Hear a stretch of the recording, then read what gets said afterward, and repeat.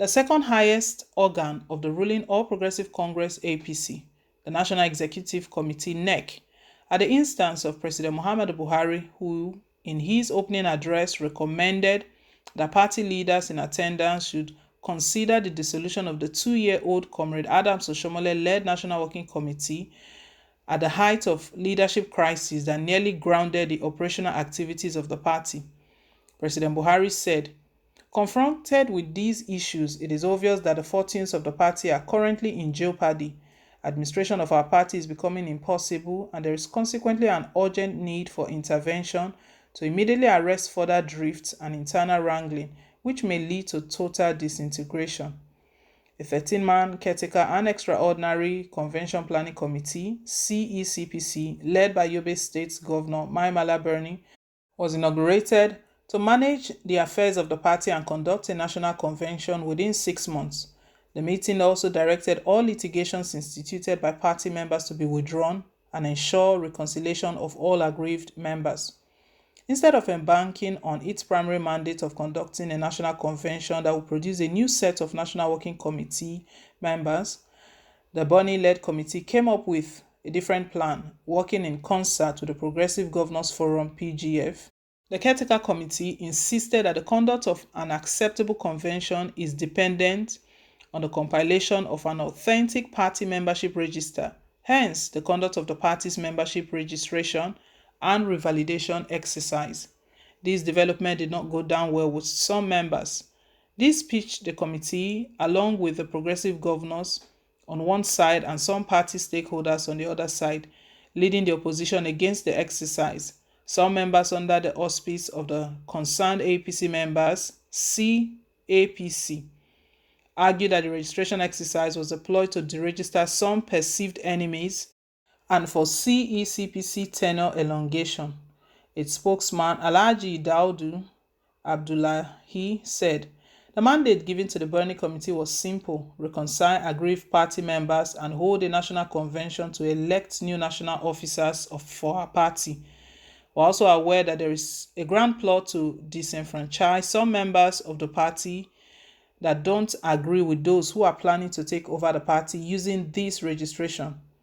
If you recall, that was the same system the former ruling party, the PDP, used to chase Vice President Atiku Abubakar and others out of the party, stretching its mandate to include the registration and revalidation of party members as part of a larger scheme by a group of party governors to fully take over its structure and install officials to further their collective political ambition."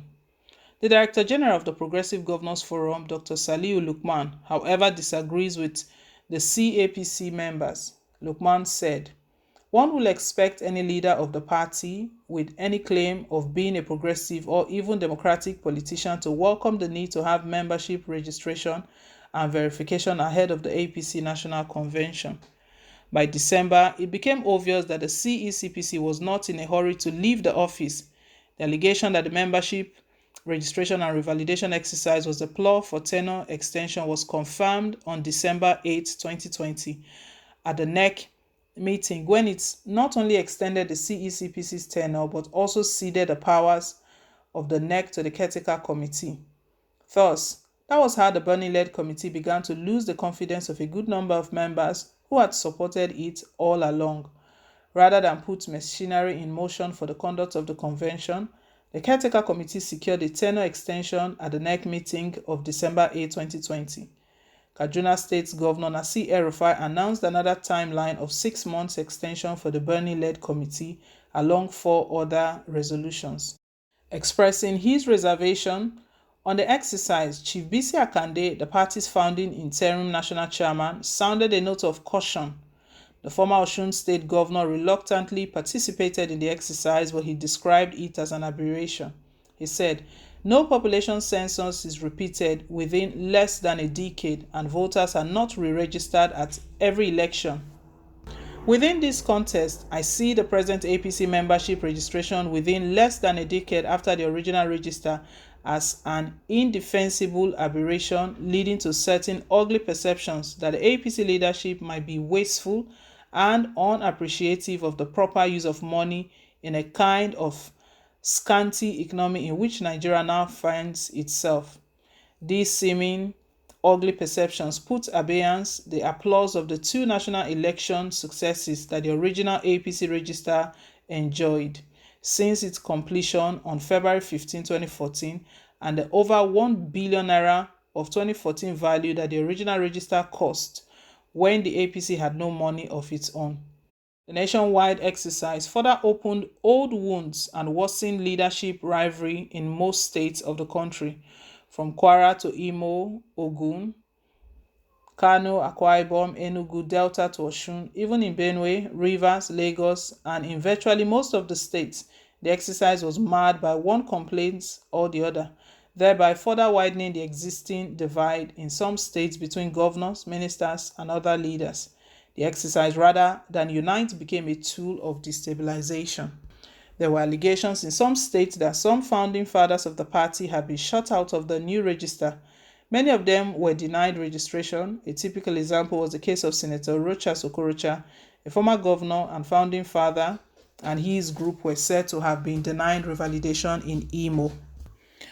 On the convocation of the National Convention of Party, Akpan said the caretaker committee was being wrongly accused. He insisted that the stakeholders and not Bonny's committee would determine when the convention will hold.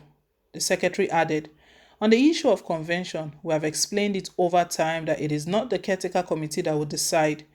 It is the stakeholders that will determine where we are going. What they are saying is not right. I don't want to say these youths are ignorant of what they are saying because our youth should be better than being used by politicians. For all the issues raised by these youths, they are not well informed. Even the worst enemies of the APC appreciate the fact that we have been able to put the party together. We have been able to organize the party and build a strong party. You can only sack a losing team. You can't sack a winning team." Sensing fire on the mountain, the leadership of the Progressive Governors Forum summoned an emergency meeting where it was resolved to seek an audience with the president and ensure their hold on the party. In less than 48 hours, the PGF sought and met with President Buhari, only for his chairman and Kebbi State Governor Atiku Bangudu to inform reporters that the president has chosen an undisclosed date in February 2022 for the convention.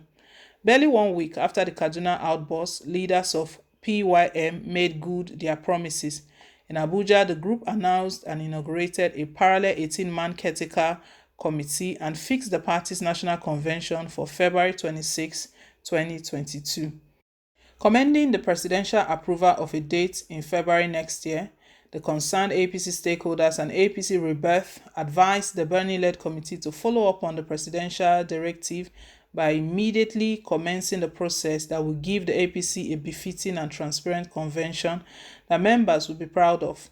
The group, in a statement by Aliyu Audu, reads, "Apart from showing the seriousness it attached to the approval by the president, the caretaker committee must not only announce a specific date for the convention, but it must also put all necessary machinery for the conduct of the convention in place without further delay.